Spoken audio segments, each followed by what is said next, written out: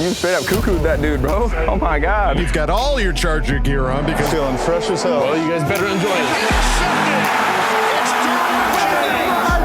The fans loved it. You have to love what you're seeing on tape if you're a Chargers fan, especially for the future with Justin Herbert. On the move and throws and touchdown. Do this together. Players, coaches, staff, fans, together we can create something truly special. Stay tuned for some good content.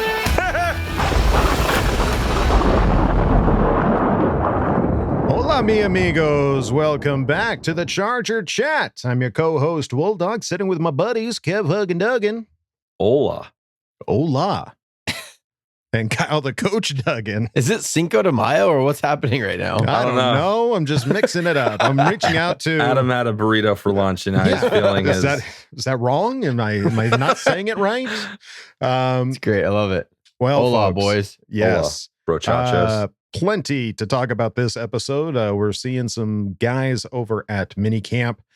Daniel Popper is tweeting out some spectacular tweets. And we've always got a Craig experience and a Bolt history lineup for you this Friday. So can't wait to get to it all, but let's start it off. Rookie Minicamp. Last Friday and Saturday, the Chargers held a 2-day rookie minicamp that featured the newest members of the Bolt squad. It was great seeing those guys get out there dressed up. It's just crazy to see that on social media again.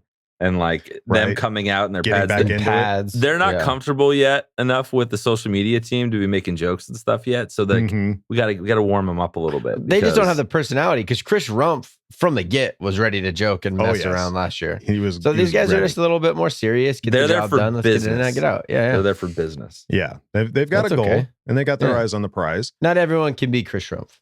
This is true. Right. You also don't want a locker room full of that. One of a kind. Yeah. Let's see. So they talked to some of the players. We're seeing some of these guys getting interviewed. And Zion Johnson said, "It felt great, felt good to learn new things. Now I know the techniques that offensive line coach Brendan Nugent wants to do, and I have the opportunity to go and work at it on my own and just get better at those things that he likes to do."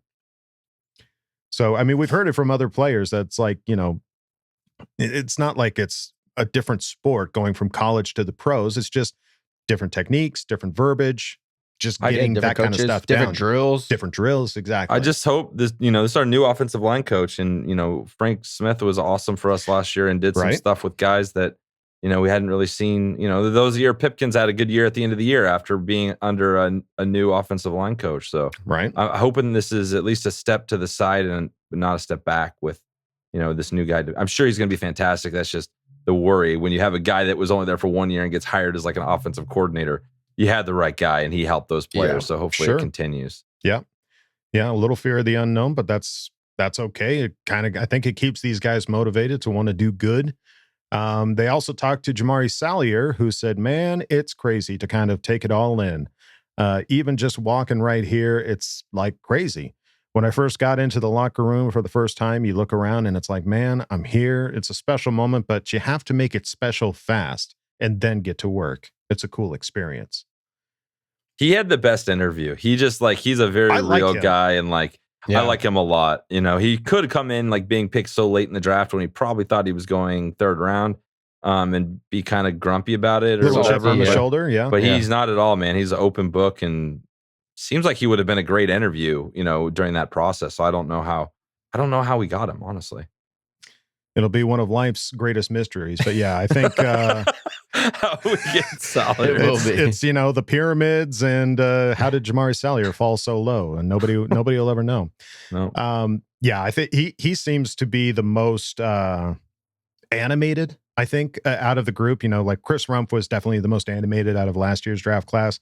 I think Jamari Salyer is going to be that guy for this draft class. Just seeing the when they were doing the little selfies of like, "Hey, Bolt fam, I can't wait to get there," stuff like that. He just seemed to have the most of that kind of energy. So, I think he's going to be good interviews going forward. And then Tito Abonia said, "You work your whole life for this." Abonia said, "I'm being part of a NFL team. And now that it's finally here, you want to get that finally here thing out of the way and really get to work. That's what I'm focused on doing. How can I make an impact on this team?" So it is interesting, these rookie mini camps. And then like you kind of get a feel for it. You like know where the locker rooms are and kind of the drills. Mm-hmm. But imagine Otto showing up when it's like go time with the vets and OTAs right now, and seeing like Joey Bosa and Khalil Mack and having like getting to practice with those guys. Yep. That's the biggest part about being in the NFL. It's like the facilities honestly aren't nicer than what they had in college. Sure. You know, like what Jamari Salyer had at Georgia, probably ridiculous. Much better than the Chargers facility. Well, because that's how they recruit. You couldn't in the past, you couldn't pay these players. Right. So to get them to come to your school, you had to have everything else had to be so decked out and lavish and extravagant. They have locker rooms with like bowling alleys and shit in them. It's oh my God, really? It's insane the kind of money they put into their facilities in college. Weird. So that's not necessarily like the shock factor. It's when you show up to training camp and these big boys, these vets show up. That's when it's wow, I'm in the NFL now. Yeah. Right. And it's an interesting mindset too about both of these guys, both Jamari and Tito were just like, it's awesome. I'm starstruck to be here, but I gotta get to work. Like that a great mindset of not just being like, oh, I'm to the Chargers facility. Oh, like no, like getting to the NFL was a big step, but actually moving forward and succeeding and actually making an impact on the team is awesome. You want to hear that, especially from the lower rounded drafted guys. Like they're like, hey man, I got to make an impact. I got to show that I was worth a little bit higher of a draft pick, if you know what I mean.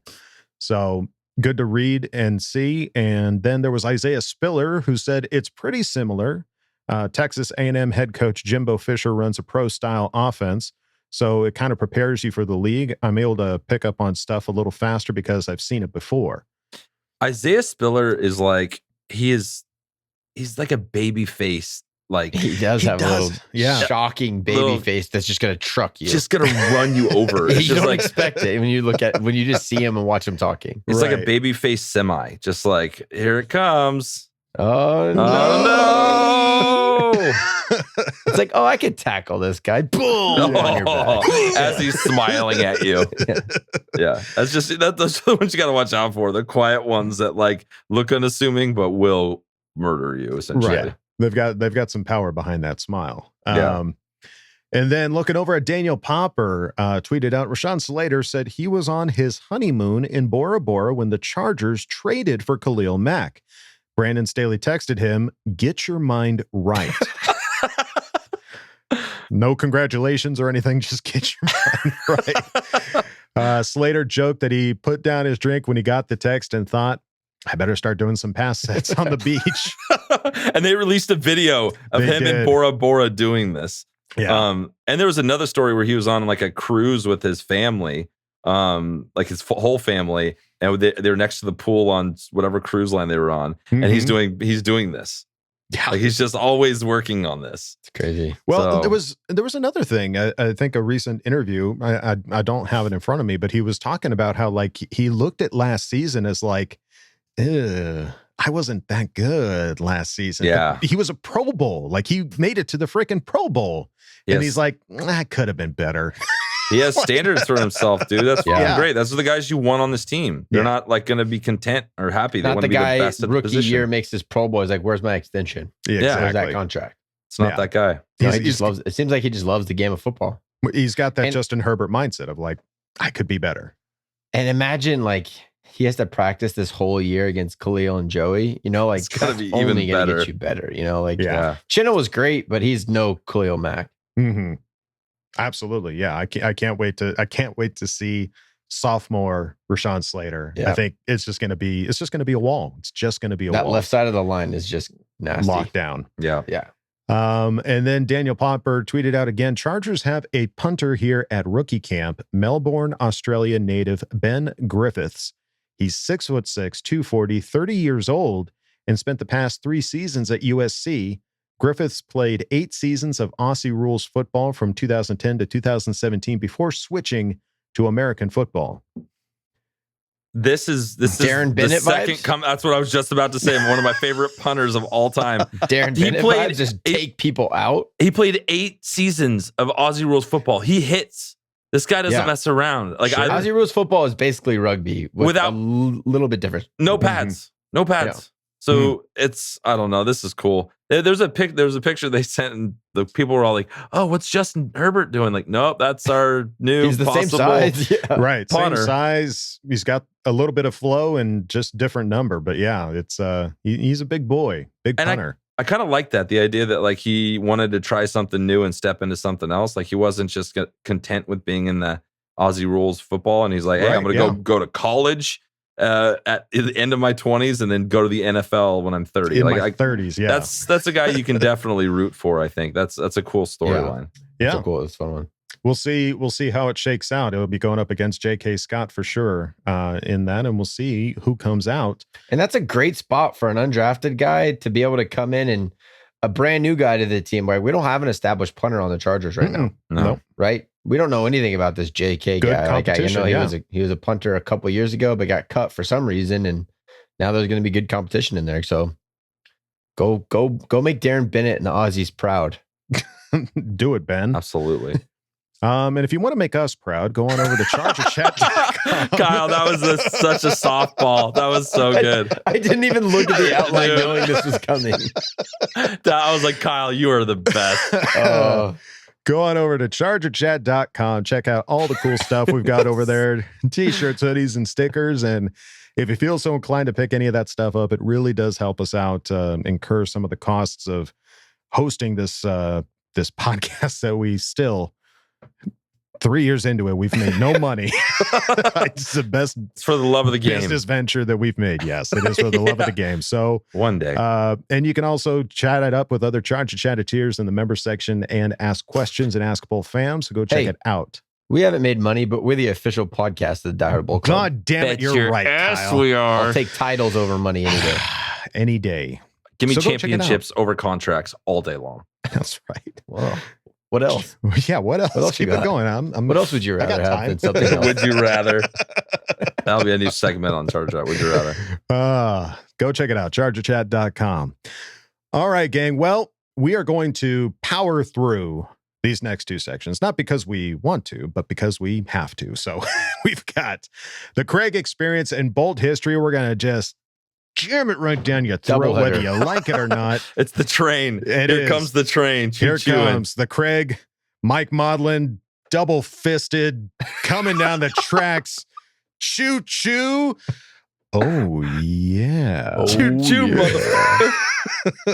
Come on in, man. Kick your feet up. Oh. Craig experience. Hello there. Make yourself at home. We got some stuff to talk about, right? Moving on.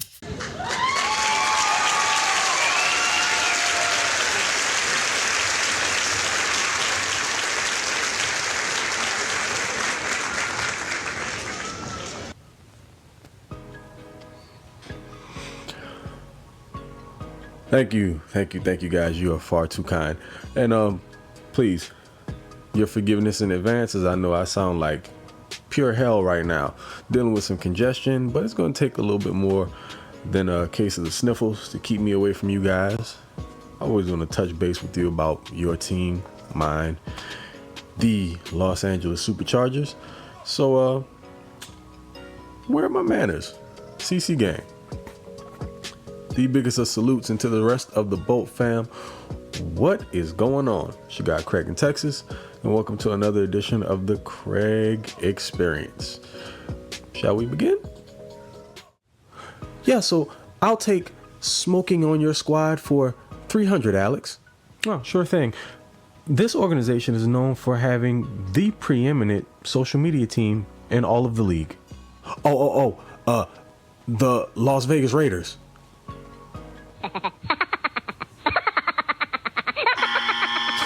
I'm so very sorry, but the correct answer is, who are the Los Angeles Chargers? And I forgot that you are a Raiders fan, so I should remind you that all answers should be presented in the form of a question. It's only been the rule since the Reagan administration, but let's move right along. Yo, man, that anime schedule rollout, work of art. just beautiful. I mean, just fantastic. If you're a Chargers fan, you've seen that thing at least a handful of times. If for some reason you haven't, though, shame on you. You've done yourself a disservice. When this is wrapped up, go peep it. It is definitely worth your time. The one that got the hardest chuckle out of me was the Jaguars bit. If you've seen it, you know exactly what I'm talking about. Man, you know they were going to do the Raiders dirty. That goes without saying. But, I mean, they let some of these other 2022 opponents have it. I loved every moment of it. But just kind of getting into the schedule itself. There are a few games I've got my eyes on. Of course, week 1 at SoFi. Revenge season. It's time to get the Raiders back, man. We have to. We've all got that sour taste left over in our mouths from the end of the 21 campaign. And that game is the one that essentially booted us out of the playoff contention. And,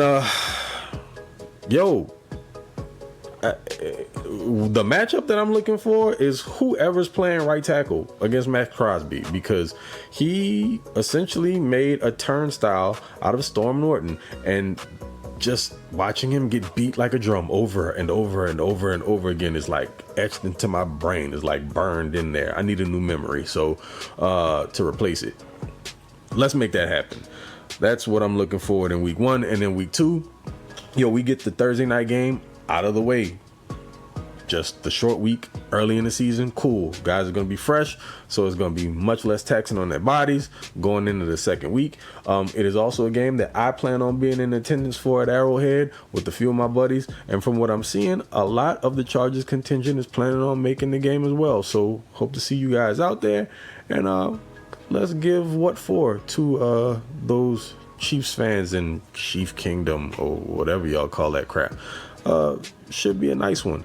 But kind of anxious to get my eyes on what that Chiefs offense looks like minus Tyreek Hill. I mean, it's Patrick Mahomes, so he'll manufacture offense one way or another. We got the new look defense. I'm sure we'll be giving them hell. Got pass rushers, elite pass rushers coming from both edges, and you got some more secondary talent to make him pay the price if he gets a little happy and antsy, decides he wants to go bombs over Baghdad with the ball. Got J.C. Jackson back there to worry about now. So, yeah, that is probably the game I'm most excited for. And just moving into games like week 5 against the Browns, whatever that quarterback situation is going to be at that point, who the hell knows? Deshaun Watson's probably going to be suspended. We'll have to wait and see. I mean, they still have a good ground game, but other than that, we're going to have some new pieces on offense, so it's probably still going to be a work in progress by that point. The bye comes literally week 8. Well, almost in the middle of the season. Week 9 would have put it right smack dab in the middle there, so pretty decent timing. And Bosa on both. Well, it's not technically Bosa versus Bosa because they both play defense, but Nick and Joey play against each other week 10. So that'll be a sight to behold. I'm sure they'll be looking to outdo the other. So who's going to step up to the plate? It's going to be Big or Little Bear. My money's going to be on Joey. Could be a little biased there, but who's going to blame me? Then that week 14 game against the Miami Dolphins. Look, say what you want about Tua and his noodle arm. Tyreek Hill, Jalen Waddle, they've got the fastest 4x1 track team in all of the league. And I mean, though I doubt he'll be getting the ball 50 and 60 yards down the field to them unless somehow he channels his inner Joe Montana, it's still going to be something dangerous to behold because the Dolphins, whether you want to give them credit for it or not, have done a pretty decent job at building that team up. That offensive line looks much better on paper than it has in the past. The defense is almost always formidable. And again, Tua's got weapons. And then New Year's Day, the LA Rams, our housemates, I guess, if you want to call them that. Defending Super Bowl champs. Look, I want to beat the crap out of the Rams. I don't know what we're going to be looking like or what they'll be looking like at the end of the season, but, you know, we'll know who's who and who's the big dog around that time. But no matter what the case is, I want to beat them because it's the Rams. Just really want to get it done. And to finish the season off, Week 18, because it's probably going to matter unless the Chargers are like smoking the league and well in front in the division. The Broncos, Russell Wilson. You can say what you want about Russ and whether you think he's cooked, washed. I don't believe that for a second. We know that the Broncos have all the prerequisite offensive weapons to get the job done. They just lack the quarterback, and they did what they've done in the past. Rent a Hall of Famer. And I think Russ is going to, play very well in that offense. He's going to adjust. And the thing that I'm curious about is whether or not they're going to make the offense Russ-based, or if they're going to have him come in and adjust his play to what the scheme is that, what's his face from Green Bay. Yeah, name's not important. The head coach over there is done with Aaron Rodgers. You know that Russ kind of likes to freelance, get outside of the pocket. This offense is kind of more based, or that offense was more based in pocket play. So they'll have to come to some happy medium, I'm sure. I mean, it will be the end of the year, so whatever they are is what they'll be at that point. So looking forward to that. Yo, but before I get out of here, dog, did anyone else notice the NFC least, East, as many of you will call it? All 4 teams are in the bottom 4 of strength of schedule. Interesting. They're just gonna find a way to back the Cowboys into another playoff spot somehow. Just it's super convenient, but whatever. It's not my business. I stay out of other folks' stuff. It's all about the Chargers over here. So with that said, man, look, I'll get y'all out of here. It's been fun, and until next time, y'all know what it is. It's Mr. TOP_FLYT3 on Twitter, Mr. Bolt Gang, or Do Not Bang, y'all already know. And you can catch me on YouTube on my channel. The Flight Deck, Charge to the Game, is coming soon. Took a little bit of time off, but needed. I mean, don't y'all hear me? I'm all stuffy and everything else. I'm doing as much as I can. Cut me some slack. But yo, again, until next time, y'all be good. I'll catch you on the next one. Okay. Love you. Bye. Remember like it was yesterday. In comes this whirlwind, Don Coryell. So see the San Diego Chargers and see spectacular professional football at its best. Into the end zone, Charger fans are witnesses to history! What's up, Bolt Gang? Welcome back to Bolt History. Long time no see. In case you forgot who I am, my name is Mike, aka Supercharger on Twitter. I'm your Charger Chat historian, and today we're going to be doing a Bolt History that was by request. And I apologize because this request came in just soon after I had started Bolt History, and I did not record who asked me the question. But whomever it was, thank you for this. This is regarding the 1994 playoff game between the Chargers and the Dolphins in San Diego, January 8th, 1995. And it was one of the games that was in our playoff run leading up to our Super Bowl appearance. It was the game just before we had to go play the Pittsburgh Steelers. The game attendance was 63,381 people. And this was the 4th postseason meeting between the Chargers and the Dolphins. Miami had won 2 of the previous 3 meetings in the playoffs. The Chargers were able to overcome being behind by 15 points at halftime by holding the Dolphins' offense to only 16 plays in the second half. Miami quarterback Dan Marino had completed 14 of 18 passes in the first half, for 151 yards as he led the team to 3 consecutive touchdowns. The Chargers responded by driving 72 yards in 15 plays to score on a John Carney field goal. But that was the issue in the first half. While Miami was scoring touchdowns, the Chargers had to settle for field goals. And again, Miami wide receiver O.J. McDuffie returned the following kickoff 42 yards to the Dolphins' 48-yard line, and the Dolphins ended up scoring another touchdown on Marino's 9-yard pass to Keith Jackson, giving them a 14-3 lead with 7 minutes and 21 seconds left in the second quarter. The Chargers then took the ball and drove 60 yards downfield, including 3 carries by Natron Means for 38 yards, to score on another John Carney field goal. But the Dolphins countered again. The Dolphins drove down 70 yards on a drive that included a 24-yard reception by Irving Fryer, who was another one of their receivers. Dan Marino finished that drive with a 16-yard touchdown pass to receiver Mike Williams, ironically, with 27 seconds left on the clock, giving the Dolphins a 21-6 halftime lead. Things were looking grim for the Chargers. While Marino was getting 7 points on each drive and at a pace, the Chargers were settling for field goals, and this was not a good situation. Halftime came, and at the beginning of the third quarter, the Chargers drove all the way down to the Dolphins' 1-yard line on a 15-play drive that took over 8 minutes, only to lose the ball on downs because Natron Means was pushed out of bounds by defensive end Marco Coleman on a 4th down conversion try. On the next play, though, Chargers defensive lineman Reuben Davis tackled Dolphins running back Bernie Parmalee in the end zone for a safety. The very next play, Reuben Davis gets a safety. Then, of course, Miami's tired defense, who was just on the field after one play, has to come back out on the field. The Bolts took the free kick, and then they marched 54 yards down to score on a 24-yard touchdown run by Natron Means, which cut the score to 21-15. Early in the fourth quarter, the Chargers drove down to the Dolphins' 37-yard line and turned the ball over when Stan Humphries threw an interception to defensive back Michael Stewart. After forcing a punt with 3 minutes and 39 seconds left in the fourth quarter, the Chargers started a 61-yard drive that ended with Humphries' 8-yard touchdown pass to wide receiver Mark Say. Mark Say was another special story. If you don't know about Mark Say, he actually was dealing with a bullet that was lodged in his chest after he got hurt in college. He got shot at and he wanted to keep playing, so he never got the bullet taken out, but he played in that game with the bullet still in his chest. But Mark Say got that touchdown pass, and it gave the Chargers a 22-21 lead with 35 seconds left in the game. The Dolphins still had one last chance to win. On the ensuing kickoff after that touchdown, John Carney did a squib kick, and he botched the squib kick badly. And it ended up giving the Dolphins the ball at their own 38-yard line.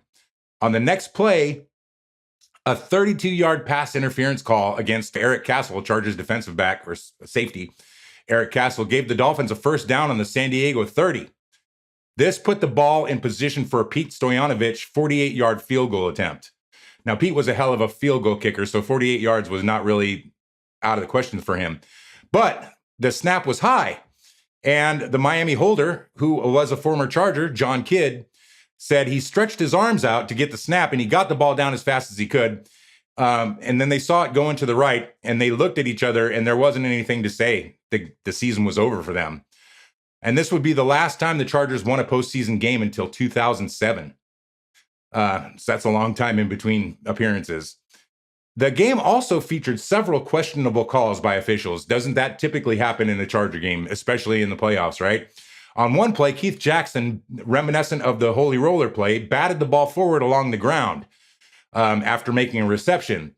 Chargers recovered the batted ball, but the officials ruled Jackson's action to be an illegal forward pass rather than a botched lateral, which allowed Miami to keep the ball with no loss of possession or no loss of downs. Sorry.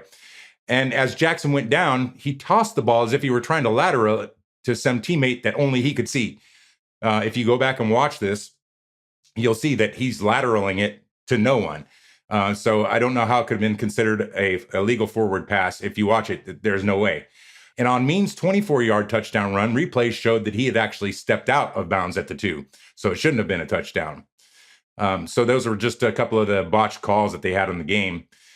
All in all, Miami gained only 282 yards with only 26 yards on the ground, both of which were season lows for the Dolphins, while the Chargers racked up 466 yards of total offense. Natron Means by himself rushed for 139 yards and a touchdown. Dan Marino completed 24 of 38 passes for 262 yards and 3 touchdowns. Stan Humphries said at the end of the game, "I can't describe any of it. I guess it really won't hit me until this whole thing is over with." And as you know, they ended up winning that game. They went on to beat Pittsburgh in the AFC Championship game, and then we got destroyed in the Super Bowl. But thank you for asking the question. That was the 1994 playoff game against the Miami Dolphins in San Diego. That's it for this installment of Bolt History. Remember to stay bolted. Okay, love you, bye. All right. Well, Craig, Mike, thank you for doing this doubleheader. We really appreciate it. As always, thanks for coming on, guys. As always, yeah, yes. boys. We always learn something new, especially from Craig and Mike. They always give us tasty little tidbits, and we love it at the Charger Champ podcast. All right. Well, that's going to do it for us here at the Charger Chat podcast, folks. Any final thoughts, gentlemen? No, what do you got, wise guy? Nothing? No. Wise guy. I'm in Poland right now. That's cool. So that's a final thought for you. Yeah. Wi-Fi is better than Romania. It is definitely better. Definitely better. Final answer. Yeah, we can see you and we can hear you clearly and effectively. You're welcome. So if you're looking for a summer vacation spot, and you Poland over Romania. I will say Poland is like a gorgeous city. It's crazy how awesome it is. Yeah, it's really awesome. All right. Well, I'll make sure to go there someday. You should. All right, folks. Well, that's going to do it for us here at Charger Chat. Don't forget to bolt up because we're ready for any squad, any place. Okay, love you, bye. Okay, love you, bye. Poland is a country, not a city. Warsaw. Warsaw, Poland. Okay, love you, bye. So late here. Okay, love you, bye. Okay, love you, bye. I love you, bye.